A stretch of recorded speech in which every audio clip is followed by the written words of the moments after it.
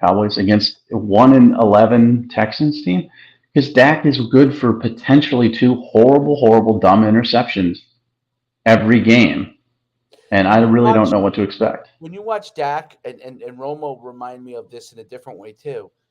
You keep feeling like you see things and you're like, this guy should be an elite quarterback. They do things that you're like, they should be an elite quarterback. And you keep getting this feeling like they are not like getting there. They're just not getting there.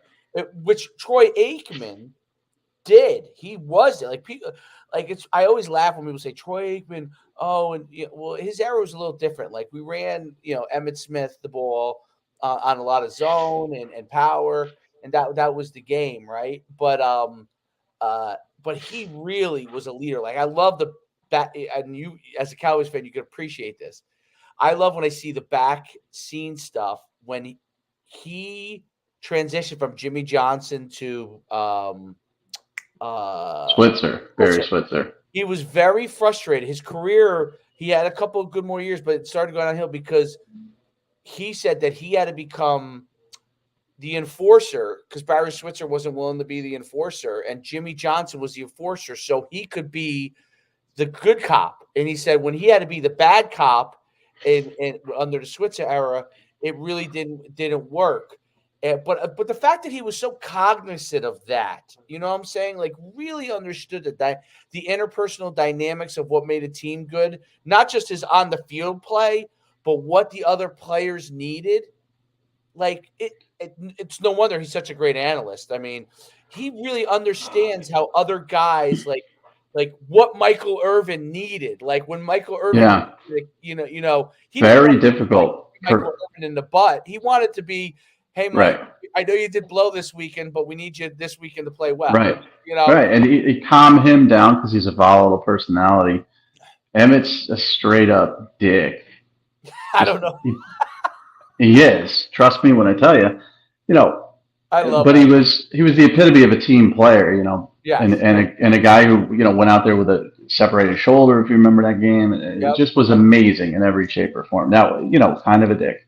Irvin was just a volatile. He's one of the best blocking wide receivers you're ever going to see in your life, and he's a team guy in that aspect. Oh yeah. But if he didn't get the ball enough, he would become very volatile, and he would get very frustrated and animatedly frustrated in games and on TV.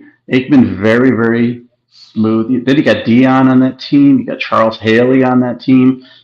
You've got some really different personalities. Oliver. You Yeah. have to manage all that as a quarterback, plus complete passes, and be extremely accurate.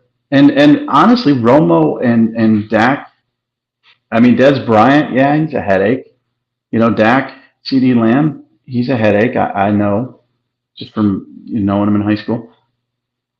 And Zeke's a headache. I get it. There's headaches, but you have to manage all that and be consistent in your play. And that's why Aikman was so successful doing it, because he could command the respect of people because he was tough as nails. I mean, the dude probably had 10 concussions. 10 concussions minimum. Him and Steve Young, they got their brains splattered so many times. And this was before concussion protocol, before CTE, before anything. You just got your bell rung. You'd be over there. There'd be no concussion protocol. They ask you what your name is and what state you grew up in and all that. And then they would, sometimes you'd see smelling salts and they get back in there.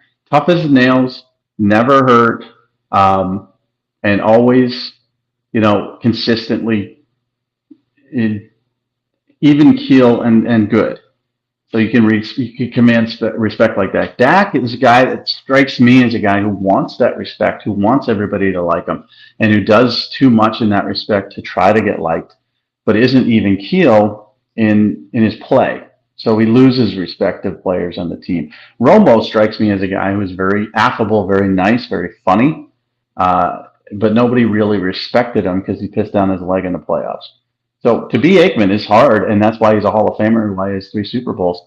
As a Cowboy fan, it's extremely frustrating to see, what I'm seeing. But I still enjoy the games. I mean, they won yesterday against the Texans, and I don't give a crap what Dak makes. I don't give a crap what Ezekiel Elliott's goddamn guaranteed contract was. I don't give a crap if they're overpaying this guy or that guy. And in college football, I don't care either. I don't care what your deal is. Right. I just want to watch football and enjoy it. So NIL to Oh, I me love with is the Cowboys, by the way, is Pollard. what? Pollard was a He's huge awesome. gem for them. Memphis, dude. Memphis overlooked. Zeke was a top 4 pick. I think he was fourth. And he got the big contract. But he started to wear out, as most running backs do. Then you bring a Tony Pollard in, who's a great compliment to him. Um, the personnel is there to be successful. Yesterday was very confusing because Dan Quinn's a good defensive coordinator, but they weren't getting after the passer. I believe 3 different quarterbacks played for the Texans, none of them good. I scouted Jeff Driscoll and Davis Mills. Davis Mills was good in high school, but he kind of reached a point of where he topped out. Kyle Allen was a 5-star in high school, same thing, topped out. They didn't bring any pressure. They didn't get a pass rush on him. They allowed him to do Chris Moore, who I've never heard of before in my life, had a career game. They played very weird and dumb, and that's what the Cowboys do. Against a crap opponent, they will play down to them. Against a good opponent, they will play up, except in the playoffs when they crap their